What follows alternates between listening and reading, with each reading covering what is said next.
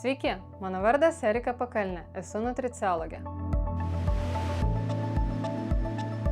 Ar dažnai jaučiatės įsitempę, neramus arba sunkiai atsipalaiduojate, net jei aplinkybės atrodo gana ramios?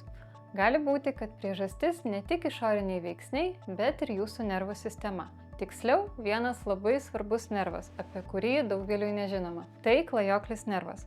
Ilgiausias kaukolinis nervas, kuris tęsiasi nuo smegenų kamieno per kaklą, krūtinę iki pat pilvo organų, jungiantis smegenis su širdimi, plaučiais, virškinimo sistema, kepenimis, kasa, inkstais ir net lytiniais organais. Jei klajoklis nervas veikia tinkamai, jaučiatės ramus, virškinimas vyksta sklandžiai, miegas kokybiškas, širdies ritmas stabilus. Tačiau jei jo funkcija sutrinka, gali pasireikšti įvairūs simptomai.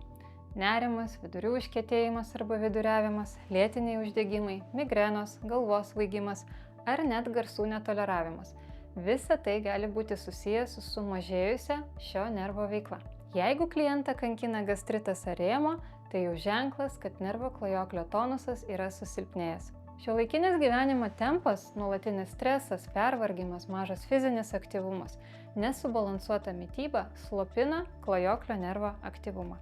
Tada organizmas lieka nuolat įjungtas kovok arba bėk režime, net kai nėra realaus pavojaus. Įdomu, kad apie 80% informacijos šio nervų keliauja ne iš smegenų į kūną, o atvirkščiai, iš vidaus organų į smegenis. Tai reiškia, kad žarnyno, kepenų ar net širdies būklė daro tiesioginį poveikį jūsų emociniai būsenai, nuotaikai, nerimo lygiui ir gebėjimui susikaupti. Todėl, kai sakome, kad žarnynas yra antrosios smegenys, tai nėra tik graži metafora. Tai tikra neurofiziologinė realybė. Ir dabar svarbiausia. Ką galite daryti, kad suaktyvintumėte savo klajoklį nervą? Štai keli veiksmingi būdai. Tai gilus diafragminis kvėpavimas, ypač su ilgu tolygiu iškvėpimu, veido prausimas šaltu vandeniu arba šaltas dušas, dainavimas, giedojimas arba angliškai humming, nes per gerklę eina viena iš klajoklio nervo šakų.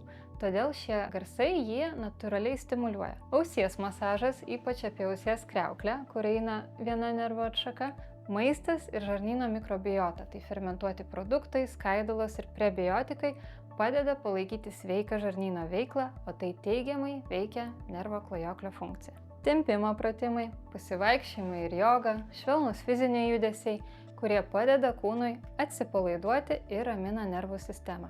Tada santykiai ir saugumo jausmas, akių kontaktas, šypsena, ryšys su artimaisiais. Nervas klajoklis jungia mūsų kūną ir emocijas. Jei mokėsite jį stiprinti, pasikeis visa jūsų savijauta. Nuo ko jums geriausiai pavyksta atsipalaiduoti? Pasidalinkite komentaruose, jūsų patirtis gali būti naudinga ir kitiems.